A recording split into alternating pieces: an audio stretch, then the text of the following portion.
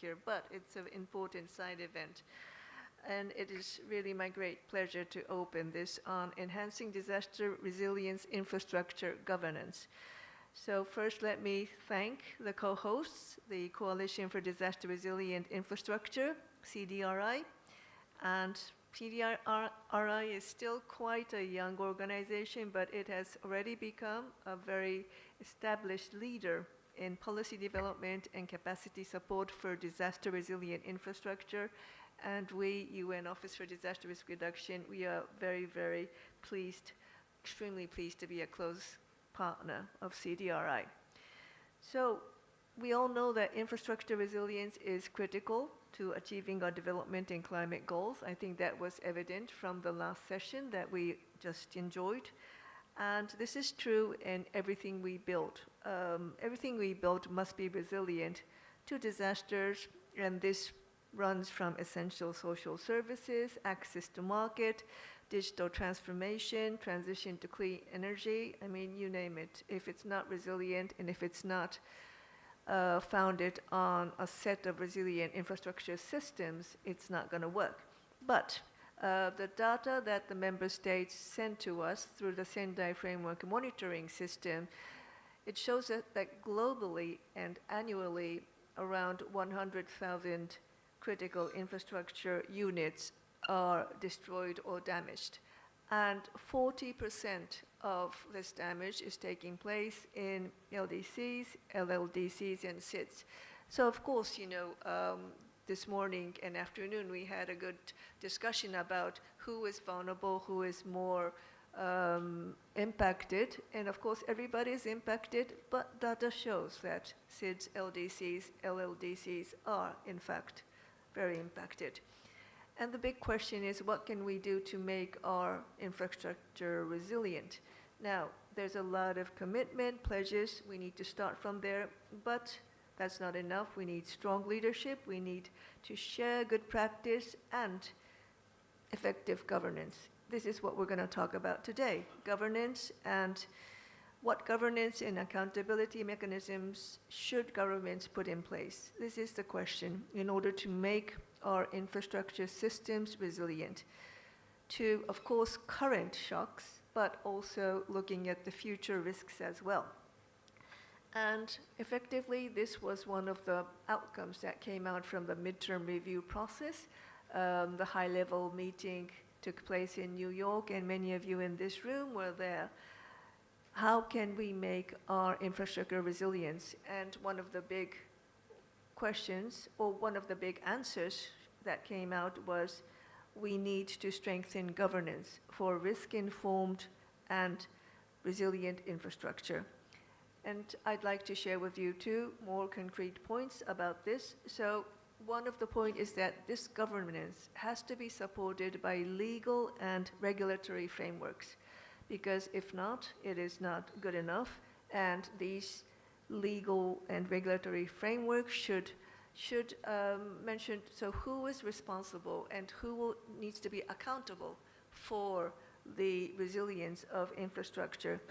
Because unless we have this, we cannot have standards that are key to fostering investment in resilience and collaboration among key stakeholders. And second, what is also important is to have a multi-hazard risk assessment. This should be a prerequisite for infrastructure investment and good governance. And also, stress testing of critical infrastructure systems need to be conducted. And we're going to hear later from country representatives where this kind of stress testing is actually happening.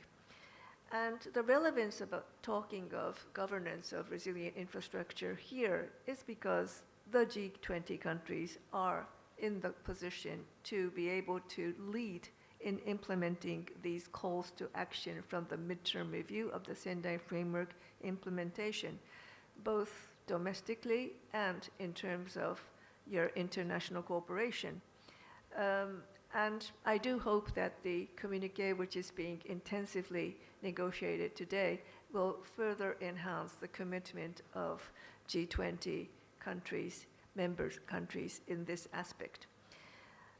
And this is because G20, you have so much to offer in terms of first documenting and sharing good practices on governance, second, enhancing regulatory and legislative frameworks for infrastructure resilience, and you also can promote common standards for the development, financing, and maintenance that we talked about of resilient infrastructure.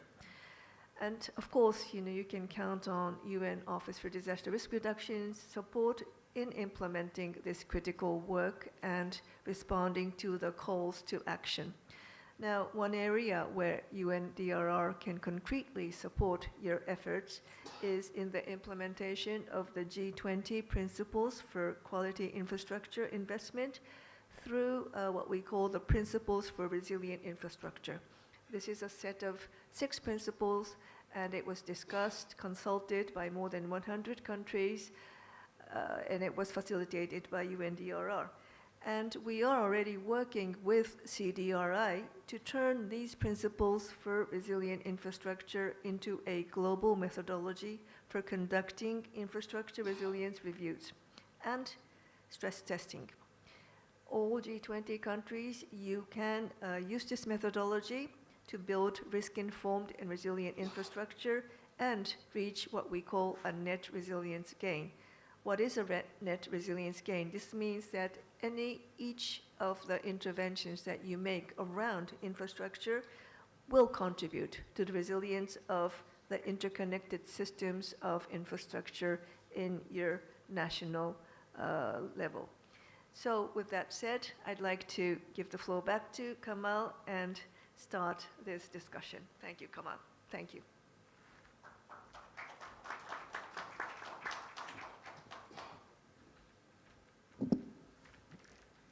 Thank you very much, SRSG, and thank you everyone for coming back here. When we were setting the priorities for the Disaster Risk Reduction Working Group under our G20 presidency, we looked at the 5 areas that you're very familiar with, and some of the colleagues, they pointed out, why are we not talking about governance, because that underpins everything.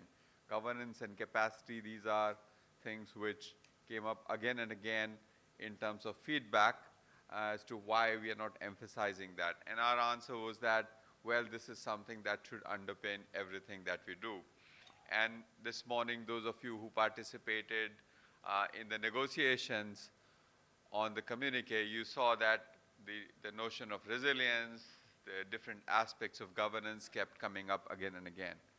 So by way of kicking off these discussions, basically, I would like to pose 5 broad questions which we should try to address during our discussions today. In the previous session, you saw the presentation that Andrew made about increased risk, the possibilities, the whole band of risk as a result of climate change, which means that there is a need to enhance our standards and regulations. So can we come up with a process? What should be the process for upgrading regulations and standards in countries and laws in country?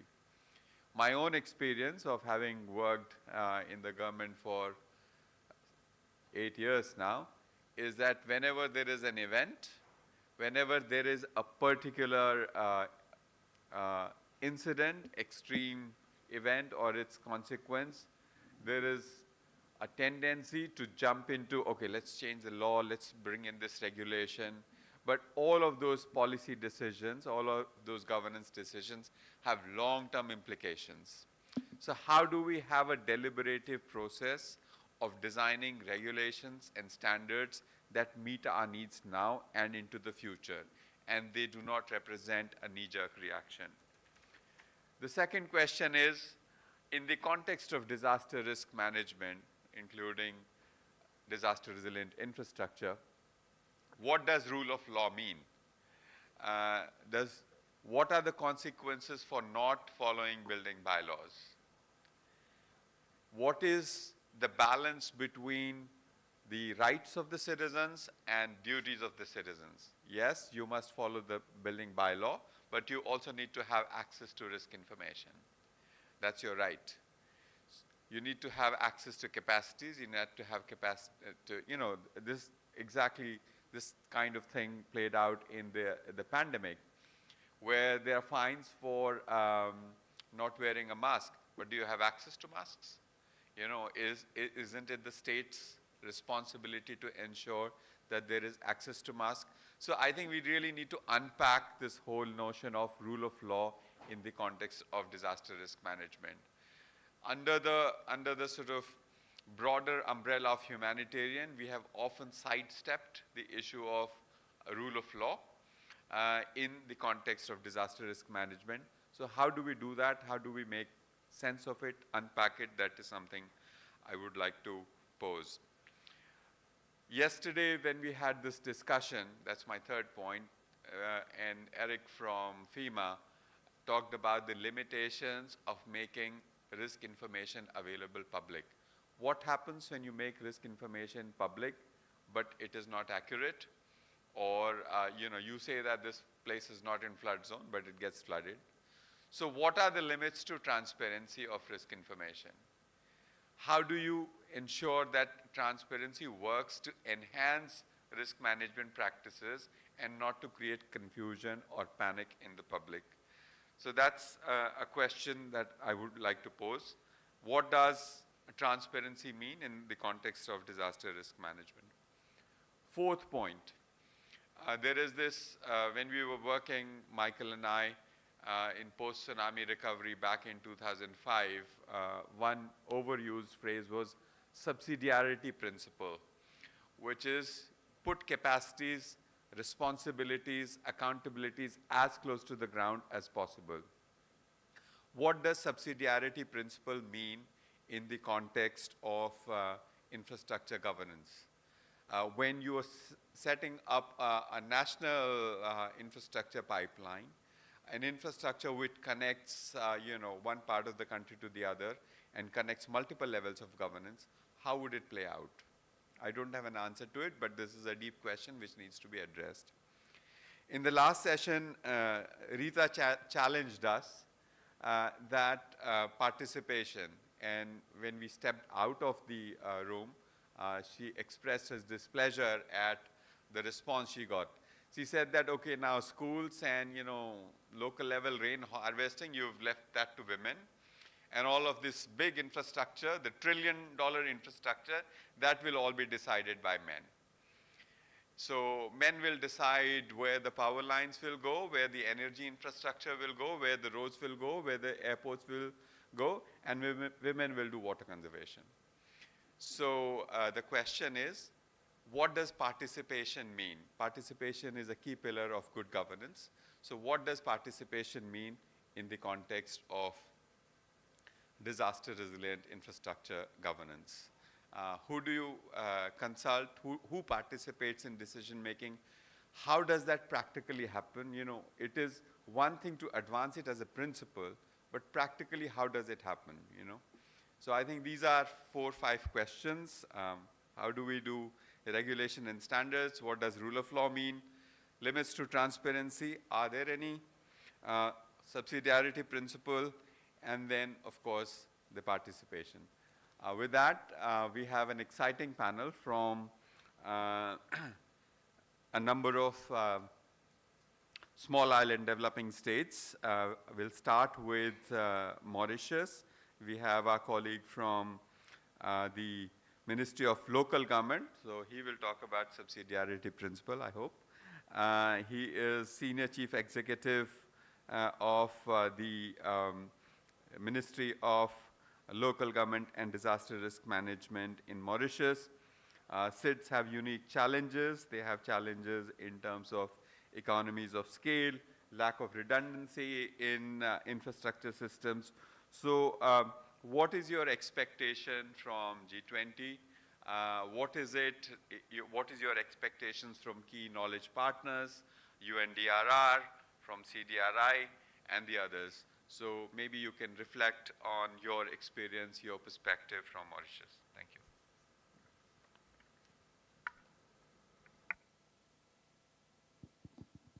Thank you very much. A very interesting question. And for us, six countries, we are limited by size. We've got our inherent drawbacks, shortcomings. And for us, G20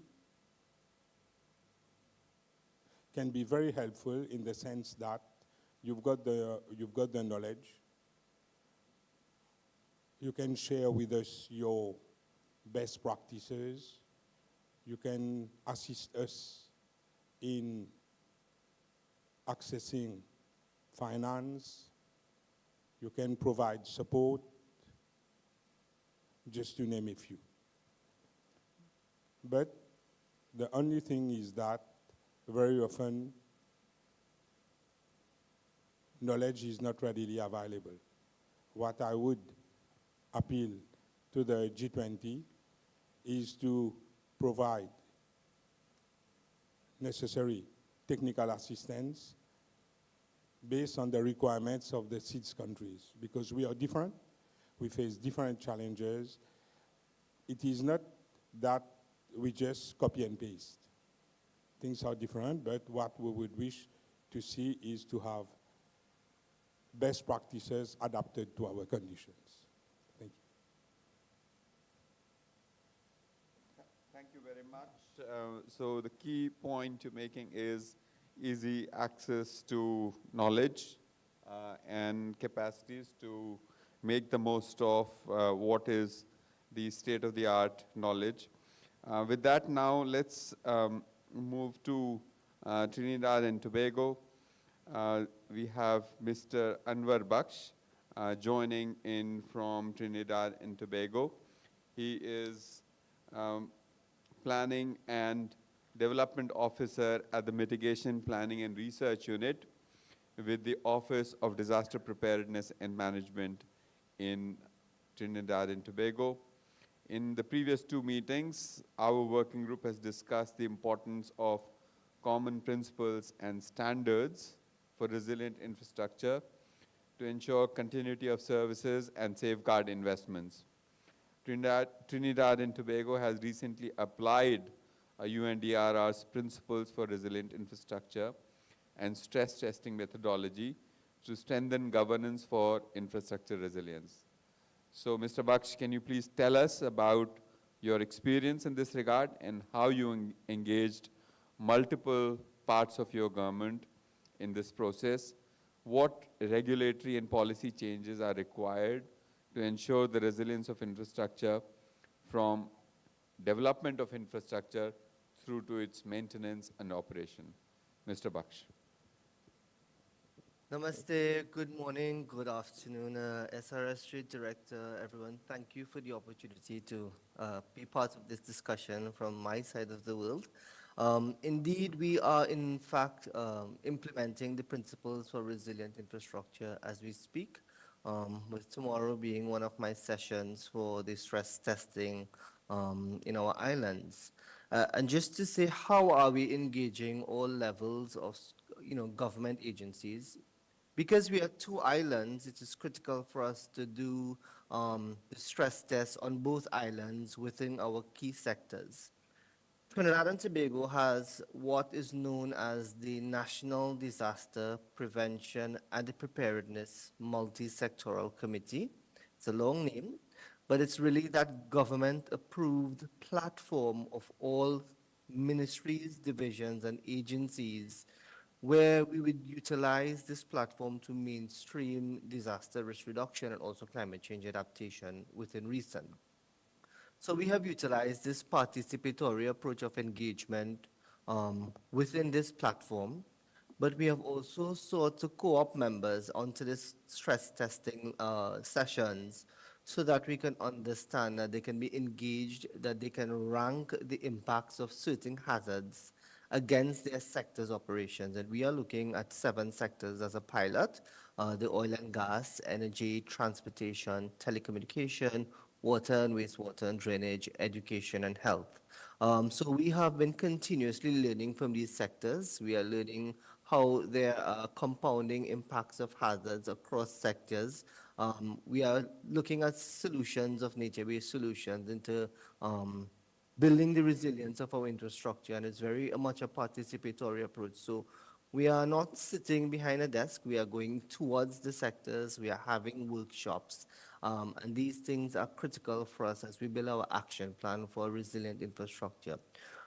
As we do this, we are also moving towards advancing a risk information exchange platform where we can harmonize all disaster data to allow for transparency of disaster data sharing, and that we can do impact-based forecasting moving forward to inform developmental planning.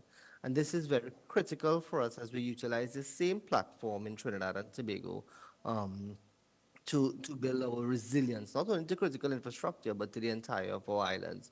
So we are moving towards the entire policy-informed decision-making planning sessions, and we are hopeful that through these G20 initiatives, that there is a way of knowledge sharing and capacity building through best practices and expertise by G20 countries, that there can be probably a crucial role in providing financial support, and in terms of maybe concessional loans when we do have an action plan developed, or maybe things like partnerships to attract investments to small island developing states like Trinidad and Tobago, and these things are critical for all of us. So we are thankful for the UNDRR for giving us the opportunity to implement this principles for resilient infrastructure. We were actually part of the global discussions that formed these principles, and we are happy to be here. So thank you, and we look forward to the further deliberations. Thank you very much, Mr. Baksh. Very interesting examples of how you're using some of these stress testing tools to look at different sectors and different hazards and ranking risks emanating from those. So that was very interesting, and we can see how we can facilitate knowledge sharing among different island nations to apply those methods. I now hand over to SRSG to lead us in the discussion with the next three speakers from some leading think tanks, networks of professionals, and private companies. SRSG. Thank you. So actually it's going to be two, because the first speaker that we were going to have, he had to move to another meeting because we were being a bit delayed. But I'm delighted to introduce Ms. Sabina Carluccio, who is the Executive Director at the International Coalition for Sustainable Infrastructure. Ms. Carluccio has been working very closely with both UNDRR and CDRI in recent years to develop common principles and standards for resilient infrastructure.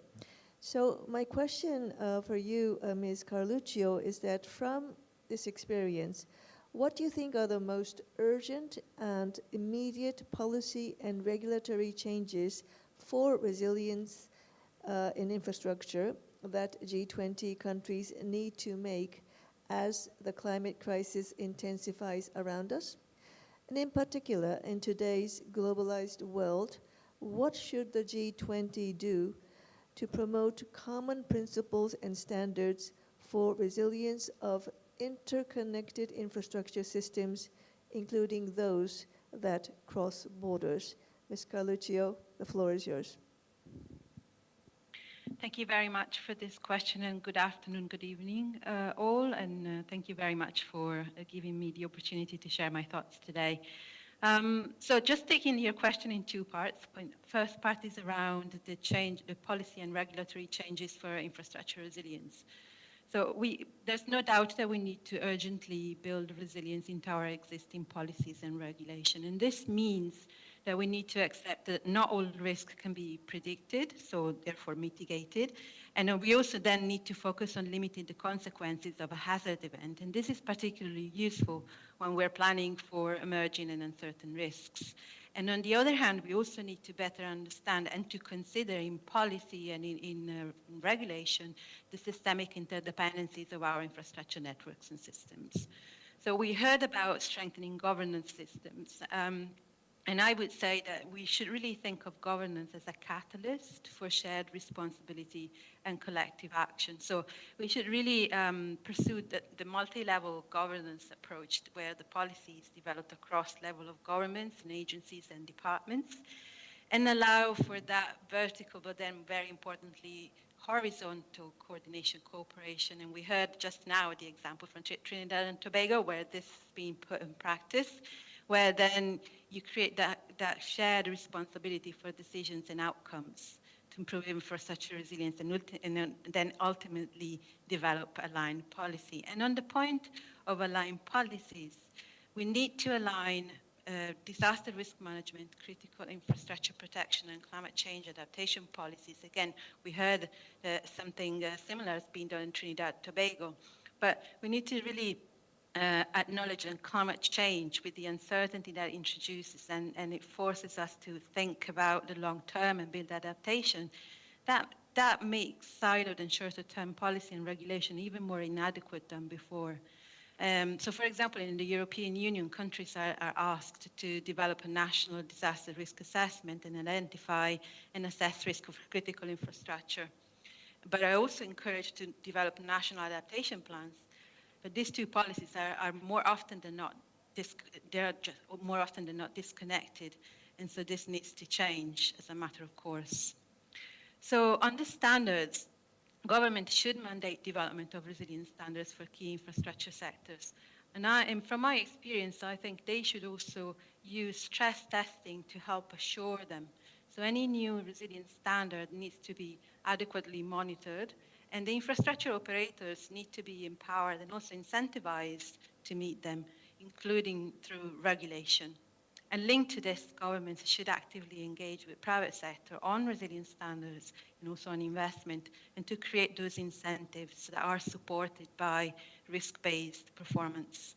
So establishing those partnerships with the private sector to identify those common goals and the shared interest that they have, public and private sector, in governance and management of critical infrastructure risks. From a regulation perspective, I would commend establishing multi-sectoral regulation. So regulators that are able to coordinate across more than one infrastructure sector and really ensure that interdependencies are considered and managed adequately. And in addition, regulators, and I heard the point about transparency, but I think regulators should facilitate collection of risk data and make disclosure of disaster risk mandatory.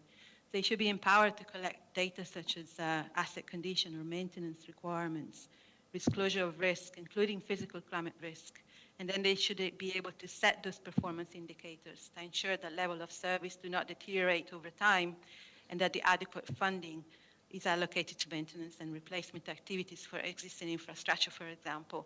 So I hear about the transparency and the kind of sharing of data, but I do think that this type of data is essential to implement resilience standards. So on the second part of your question, and briefly, what should the G20 do to promote the common principles and standards for resilience? So in my experience, governing bodies and institutions can struggle to engage with resilience, and this could be because of the lack of common basic understanding of what infrastructure resilience is, other than available resources and technical capacity. But this is where the principles for resilient infrastructure that you've introduced previously could really help, because they can provide that normative goals for systemic resilience, and they also meet the SDGs and the Sendai framework targets. So they absolutely provide those type of goals that we should be aiming for. And again, like governments could also use those principles to communicate the desired outcomes and to set the ambition for resilience and continuity of critical services. And I think this would go a long way to provide clarity and to provide direction to regulators and investors. And then governments should promote these common principles to support evidence-based development of infrastructure resilience. So having that consistent set of principles and indicators and interventions can enable governments to make the decision on a more consistent basis and in a more transparent way, and prioritize what they are competing options and projects and policy drivers. And so you mentioned the stress testing methodology, and I think that is one good way where we can provide that systematic, evidence-based analysis to prioritize investment and inform policy development. So thank you. Well, thank you very much, Ms. Carluccio, for walking us through very comprehensively on what governance for resilient infrastructure should be. So indeed, we should start by thinking that it's not only about emerging risk, but the uncertainty in the future that we are facing. And I remember, Kamal, that you stressed this a lot. And based on that, the importance of multi-sectoral governance, the importance on shared responsibility, including with the private sector, and in terms of common standards, if we do not have common standards, then governments will struggle to come up with what should be the governance of resilience infrastructure. And I just wanted to share with you that this session of the General Assembly, a resolution on resilient infrastructure was adopted, sponsored by Poland, by many other, and also many other governments. And as part of that resolution's implementation, during the next session of the General Assembly, there will be a one-day session, a full-day session on resilient infrastructure convened by the President of the General Assembly. So I believe this will be a very important opportunity to take this agenda to all member states. So thank you very much, Ms. Carluccio. And the last speaker for the panel is Mr. George Karagiannis, who is the director of the Engineering Leadership Group at Resilient First. And I'd like to share with you that a group of engineers also did the midterm review from their point of view, which was very encouraging. So, Mr. Karagiannis, the questions, I should say. What are the systemic issues that make infrastructure vulnerable to current shocks and future changes? What changes do we need for infrastructure governance and decision-making across infrastructure life cycle to improve current levels of resilience and ensure that future challenges are also addressed?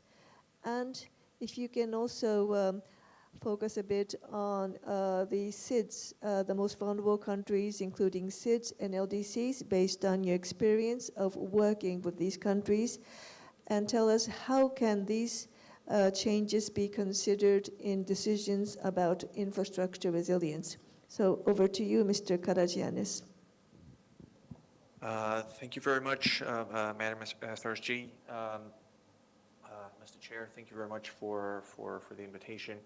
First of all, with regard to current shocks and future changes to infrastructure, obviously climate change sets the curve in that it's increasing the severity and frequency of natural hazards, and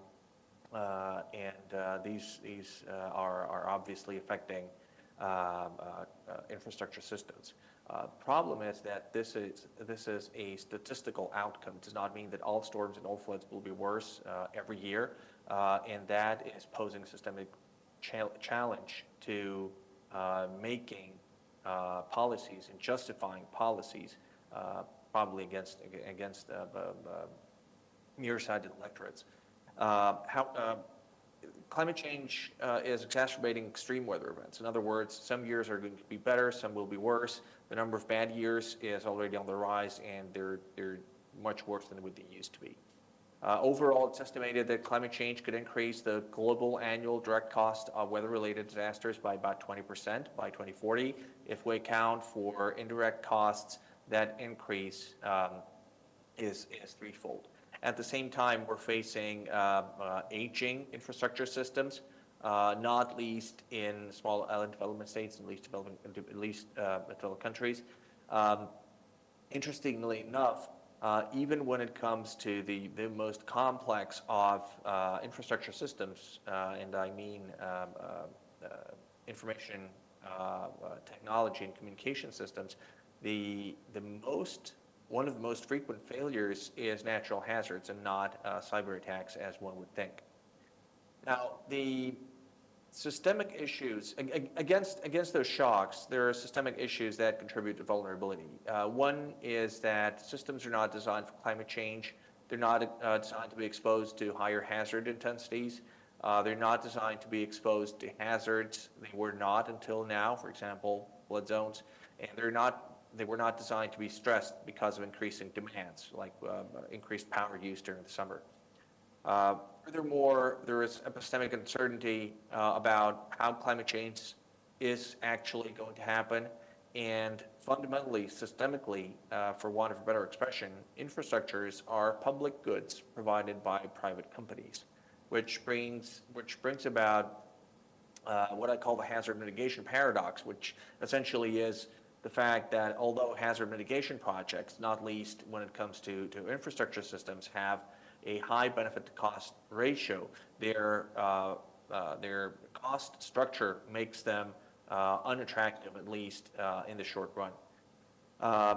With that in mind, the repair cost in the aftermath of disasters is only a fraction of the total economic losses, and it shows at the accounts of a different entity than the actual business cost.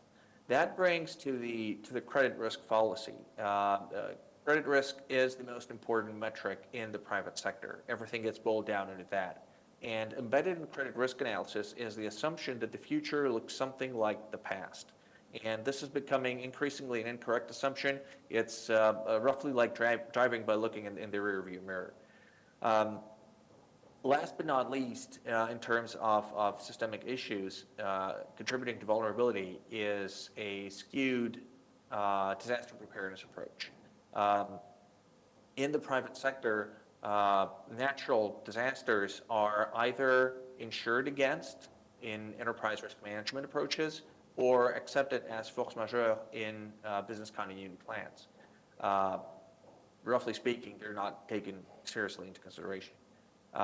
Infrastructure sectors are unequally regulated, and when it comes to infrastructure operators, we're seeing a business as usual approach to disaster preparedness and response. The strategy, the overall strategy seems to be the one of adding more resources in an attempt to save the problem.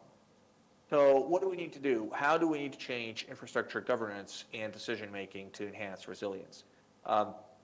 Several of my fellow panelists and you, as a matter of fact, have pointed out before that risk assessments are needed not only to identify the level of risk, but also to guide decisions, including investment decisions, and mobilize public and private capital. They inform the cost-benefit analysis that's needed to justify government budget allocations and support the estimation of net present value required to bring in the private investment that's going to be required.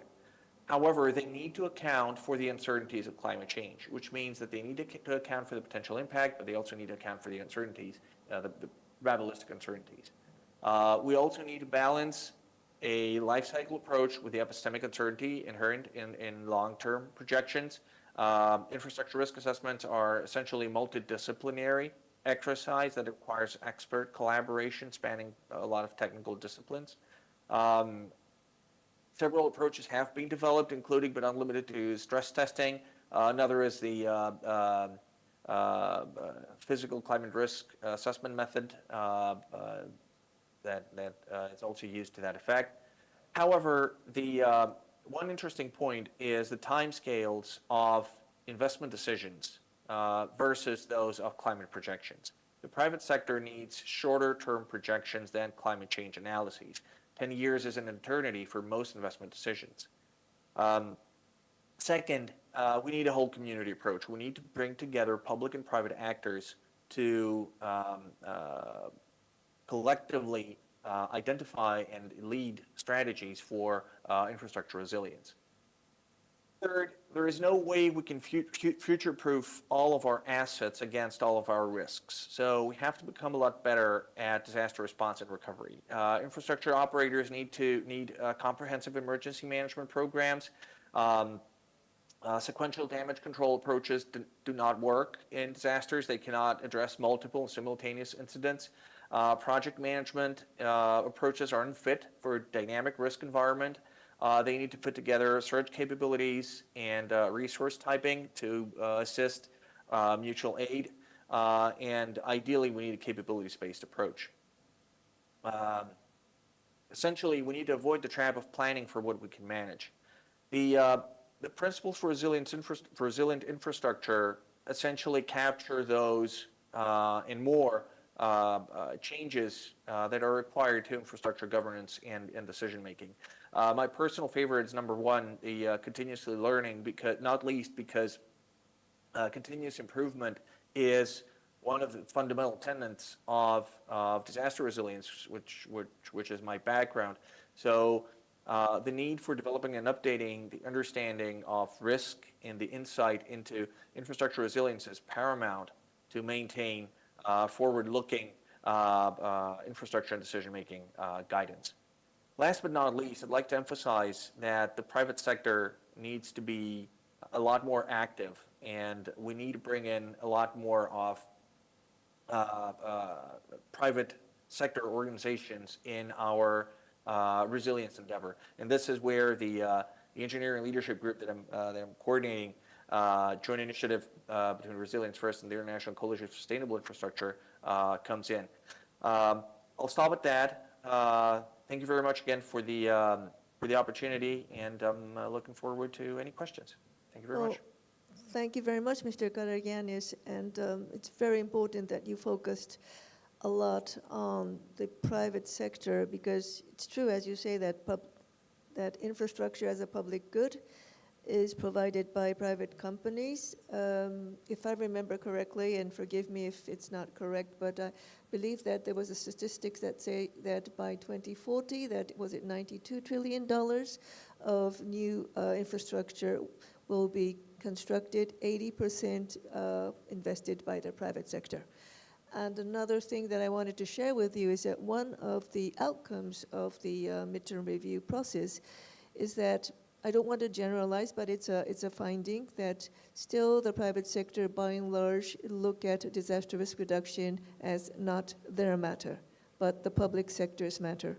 So I think that, you showed us, you shared with us a long list of what the private sector needs to be looking at, and for that, what governance should look like. But I think it's extremely important, those aspects, in light of what I just shared.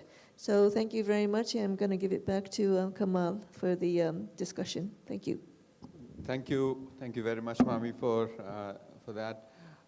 We had really good interventions from the panelists, very rich. So I will not try to sort of reflect on that too much right now, but invite you to engage in a conversation, ask questions. So the floor is now open to ask questions to any of the panelists.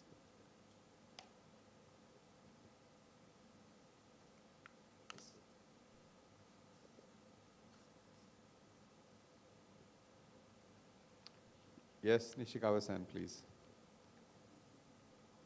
Thank you for the very rich and enlightening discussions. And now I'd like to emphasize that infrastructure involves numerous civil engineers all over the world. Maybe millions, more than millions, maybe billions of civil engineers working on the ground every day to struggle to protect their community and their country. Now, they are quite busy, I guess. And I'd like to emphasize the importance of a reality check of various discussions that we do in our conference rooms. Early this morning, we found that there are, of course, differences between countries who have experienced geophysical hazards and who have not experienced geophysical hazards.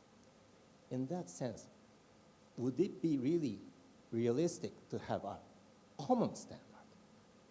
But is it enough to, I guess it's enough to have a comparable standard, because countries with earthquakes and no earthquakes, they are quite different. Regarding small island countries where their geography is usually very steep and narrow, the rivers are narrow, on the continents, the rivers are very flat and long. So there are physical, geological differences, geographical differences. So the question is, how can you make the reality check of the international discussions with the real workers who are the responsible in their countries and communities regarding infrastructures? Thank you.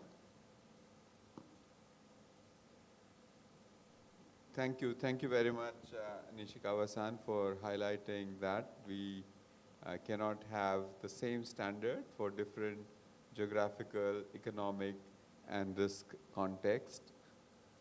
The underlying principles may be the same, but we need to do the reality check as to what will work in a given situation.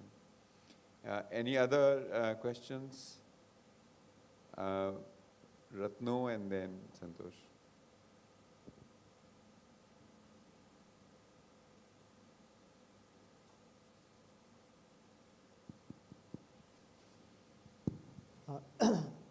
I'm Rajendra Ratnu, Executive Director, National Institute of Disaster Management. Thank you for bringing up a panel with very exciting ideas. And the first panelist, I'm forgetting the name, who joined online, talked about a point that it requires various agencies and departments collaboration, which is a very important point in any infrastructure planning. And I'll just Kamal knows it, but for the benefit of other audience, like India has done a very, very progressive reform in infrastructure planning. And I was also involved in the drafting. This plan is called National Master Plan for Multimodal Connectivity and Last Mile Connectivity. So this plan applies to all the 500 crore and above. I don't know what will be the million term equivalent of 500 crore rupees. So those plans are being looked by multi agencies at the planning and at the DPR stage itself. So my question is that how the resilience angle also can be built into the same governance structure in India, and how it can also lead to some of the learnings for other countries, as this platform is backed by more than 1,600 GIS layers in the planning process. And that leads to, many of the environmental aspects are taken care of, but explicitly to build in the resilience angle, so that the same technical group can analyze these projects from that thing, and how the learnings can be taken to the rest of the world. Thank you. Thank you, Ratnu. George, Savina, anyone else wants to answer that? The question in summary is, how do we make resilience an integral part of upstream planning of infrastructure systems, where we look at multiple infrastructure sectors together, plan at a higher level? Ratnu mentioned specifically multimodal connectivity, bringing together railways, roadways, shipping networks, and so on. So how do we embed resilience at the upstream level while planning infrastructure systems? I'll share some thoughts on and that connect back to the principles for resilient infrastructure, and as they are kind of overarching principles that can guide really that type of resilience embedment at upstream and into kind of different governments, ministries and departments. And a methodology that is being used for implementation in different countries, so different contexts, and Trinidad and Tobago has been one example today, but there are other ongoing implementation projects, is using principles to conduct a national level assessment. So using the principles and the KPIs, second KPI that comes with those principles, and then conduct that assessment at national level to identify systemic vulnerabilities and gaps across all sectors of infrastructure. And then bring it back to the kind of in a national kind of dialogue amongst all the different ministries and agencies and key actors in the infrastructure development, then this type of dialogue with the knowledge of systemic vulnerabilities based on those high-level common principles in the kind of upstream development of infrastructure, then kind of brings, so it's not the same for each country. Obviously, it will differ, but the methodology allows for some level of consistency, and also allows for different countries that undergo this type of methodology to learn from each other. So learn what wasn't worked, and how they're dealing with embedding resilience in the upstream part of infrastructure development into the policy development.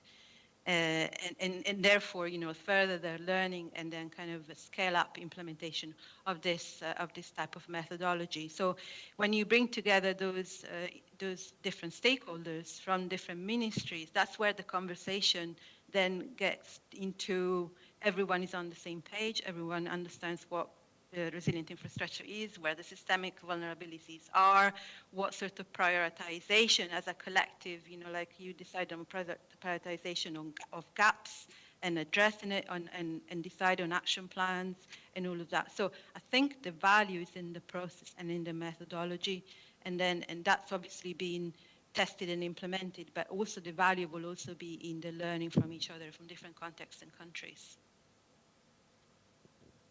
Thank you very much, Savina, for that very reflective answer to that question on how we integrate resilience at the upstream planning level. I'll take one last question. Santosh had his hand up, and Michael. I'll take two because Michael is the second one, so I can't say no. Thank you. Thank you very much. It's a wonderful session, and two things which I considered at this point of planning. That one aspect is the new infrastructure, which Mami mentioned, that 98 trillion and 80% is this, the kind of a thing which is coming up. And the second is inbuilt environment. So the two things, one is the new one and the inbuilt environment. So public policy gaps, which comes in the terms of that how much public policy is actually enforcing in prioritizing investment for resilience. And that we talk about in terms of whether we should go for the economic sector or whether we go for the social sector. And also we can combine both economic sector and the social sector, like monuments and countries. So these things are actually giving, and to withstand with the cascading challenges, which is coming up, not one disaster, which is one multiple disaster leading to other. So in this kind of a scenario, how we can actually go for prioritization where the funding gap is huge. And the second is that we have to go together, like economic sector we need also, and also we need social sector to push. So in this dichotomy, how we are actually framing our public policy for investment. Thank you very much. Thank you. That's a key question. How do we prioritize across different classes of infrastructure sectors? How do we prioritize a resilience need? It's a big question. But before I invite the panelists to answer, maybe we can take the second question also. So Michael, you can pose your question and then those can be addressed together. Okay. Thank you, Kamal, for the opportunity, and thank you to all the sponsors. And all the people who have contributed. The panel today was great and very thought-provoking. And I guess one thing that I'm struggling with is that we're talking about the big challenges that we have to do with infrastructure and how much we have to build, and yet all the problems that come with it. The previous panel talking about there's a lot of environmental degradation, there's a lot of problems on the resource side. We know we have to do this net zero. And yet, we're talking about the complexity of systems, which clearly there's a huge amount of uncertainty. All of this is coming together, and I can't help but feel that, quite frankly, we can't see what's coming. I mean, COVID, as Kamal knows, I did some work with pandemic preparedness with the UN, and we didn't see anything coming. And all we could do was look back, and then you get hit with something like COVID that really, you can't see everything that's happening. Now, all of this coming to me and everything that's said about coming back and sort of reassessing the risk as events happen, it comes back to a lot of what you said, Kamal, at the start about that underlying this is governance. And I can't help but feel that really, I mean, the G20 may not necessarily have the best leadership in this space, that it may be within some of the G20 countries, it may be more the communities, the solutions that they have managed to find maybe need to come up and percolate that many in the G20 may not have listened to or may not be aware of, because the future is going to require some solutions that we don't have now. And communities will have to find their own ways to solve these very complex and interrelated problems. So I'm sort of struggling with this as a governance concept. How can we bring some of the risk concept that we have here, but actually really listen and empower communities to find solutions that will address the challenges in the future that we really can't anticipate? The second question also very challenging. How are we going to deal with an uncertain future? We don't know what kinds of disasters might happen in the future. In that context, how do we build systems that have empowerment, capacity, resources at the local level? And we talk a lot about upstream engagement, but is that really the only way to do it? How do you do that while also empowering local level? Recognize some of the coping approaches or innovation that may be happening at the local level. So I invite the panel to address these two questions. I'm very glad that I'm moderating and not being a panelist, because these questions can't be answered easily.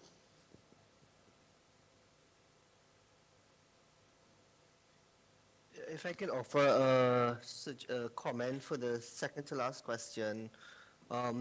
Learning from Trinidad, we're still learning in Trinidad and Tobago, but as we conduct this stress test for these sectors, we have also placed onto the forefront the economic sector to conduct this stress test with us, so that they can understand that there are gaps that will be identified, and there is a need for us to have this financing mechanism developed to now complement the action plan that will be built at the end of our test and our project. So we are learning from the process, and we are still hoping to learn from others who may have gone through this process. But it's one way in which we are looking to be able to prioritize investments with that financial understanding of a resilient infrastructure in Trinidad and Tobago.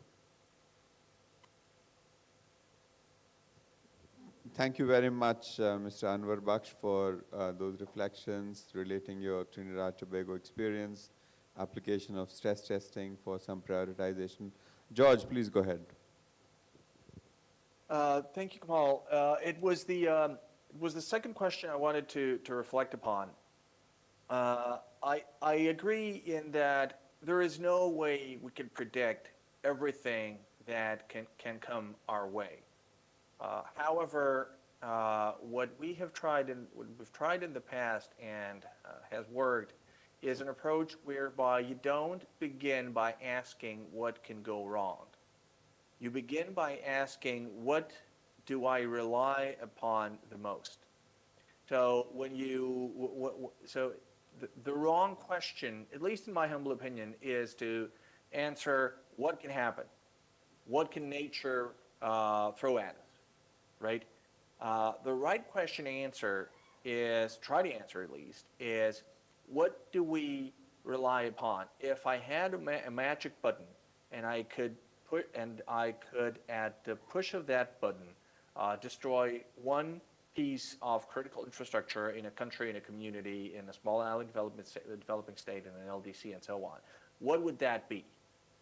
And as soon as we have figured out that, then we can go on and identify what can go wrong at this facility, what it is at risk from, put redundancies in place, make the grid more resilient, add alternatives, and so on.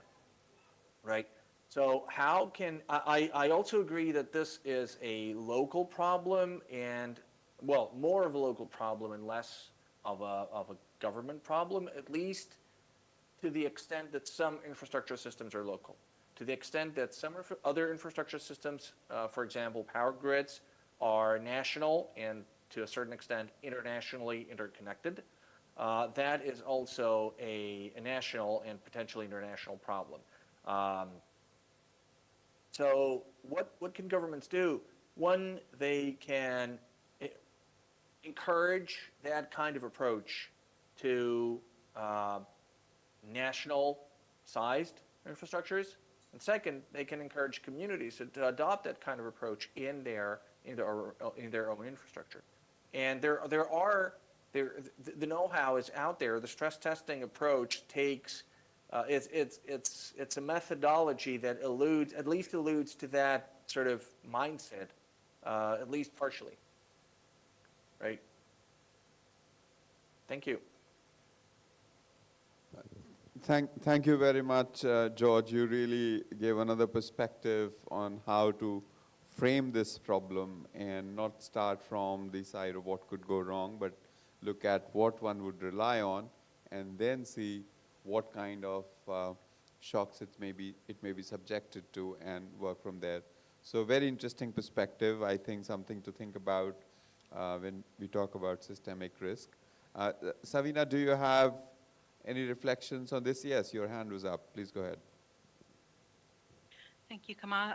Yeah, just a quick point on governance, and then maybe it's a bit philosophical, but when we think about governance for infrastructure, and then we think about governance for resilience of infrastructure, I think like the additional characteristic there, just because uncertainty and dealing with complexity and uncertainty is such a key tenet for resilience, then the governance for infrastructure resilience also needs to have that quality of being adaptive, being reflective, and being able to kind of like so as I said, adapt to whatever gets thrown at us, because one of the things I learned working on resilience is that, and that stuck with me, is like we need to be prepared to be surprised. That's kind of one of the key things. And so therefore, the governance for infrastructure resilience, I think, needs to have that quality. Thank you. Thank you very much. I think adaptive governance is a lot that is something which is being talked about a lot these days. It comes with its own challenges, and I can give you an example. During the early phase of the pandemic, when we applied the disaster management law to contain the pandemic or flatten the curve, so to speak. And we would issue some instructions, some rules, and then we would sort of get feedback from the field that this is a problem, and then we'll issue an amendment to that. And I think from the central government itself, perhaps there were more than 300 notifications. So to me, it is adaptive governance. But to our critics, they don't know their mind. They keep changing the rules every day. So what I'm trying to say is that from a public policy perspective, adaptive governance is difficult to implement, but I guess there is no alternative if we have to deal with uncertainties and surprises of the future. Our colleague from Mauritius, would you like to reflect on anything that has been discussed? Thank you, Mr. Kamal. Mauritius being a small island state, we also faced challenges during the COVID pandemic. And given that it's a small country, we were having a flexible way of doing things, always trying to improve based on the situation. And we've been able to contain the pandemic and but we've had to close our tourism industry, where government provided financial support in order to help the tourist hotels and provided financial support to all people working in the different industries. But it was an adaptive governance, because in Mauritius, it doesn't take long to prepare regulation. Everything goes fast, and we've got a very receptive government, because the government looks for immediate action. And immediate action means fast, understanding the situation, and to be at the forefront of everything. Thank you. Thank you very much. With that, we close, but before we close, Mami, would you have any final reflections? So there are 7 targets, global targets of the Sendai framework, and member states submit their data against them. The target D, which is about damage to critical infrastructure and disruption to basic service, is the one where the least data is being submitted. I think member states are still struggling to even look at what they think is critical and what has been the damage and the disruption. So in a nutshell, what I want to say is that this is an area that during the next 7 years of the implementation of the Sendai framework, we really need to come to grips together. And I think the richness of today's discussion shows that there is a strong willingness to do so. And of course, it's so challenging, as many of you have pointed out, but definitely it is an area of importance that has come out strongly from the midterm review. And just one more thing is the local resilience in terms of the governance. Because, of course, when it comes to maintenance of infrastructure, there's a lot that is put on the local authorities. Do they have the capacity? Do they have the expertise? And here, one of the principles is about shared responsibility. Who does what and how is it shared? I think this is something important that we also need to think about. Thank you very much. At the end, I would like to thank the UNDRR and CDRI colleagues for putting together this very nice, very informative, very thought-provoking session. Thank you very much.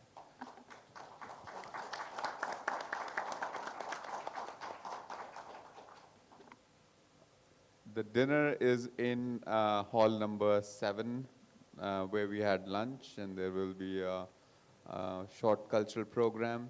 I hope you have a relaxed evening so that you're all energized for tomorrow. We meet at 9 a.m. in that hall. Thank you. Bye-bye.